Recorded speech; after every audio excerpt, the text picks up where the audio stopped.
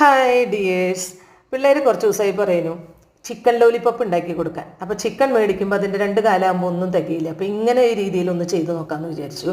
അപ്പോൾ അതാണ് കേട്ടോ, ആദ്യം തന്നെ ബ്രെഡ് പൊടിച്ച് ആദ്യം തന്നെ മാറ്റി വെച്ചു. എന്നിട്ട് ആ ജാറിൽ തന്നെ നമ്മൾ ഒരു സവോളയും കാശ്മീരി ചില്ലി പൗഡറും ഉപ്പും വിനാഗിരിയും ഇഞ്ചിയും വെളുത്തുള്ളിയും പിന്നെ കഴുകി വൃത്തിയാക്കി മാറ്റി വെച്ച ചിക്കൻ പീസും ഇട്ട് നന്നായി ഗ്രൈൻഡ് ചെയ്തെടുത്തു.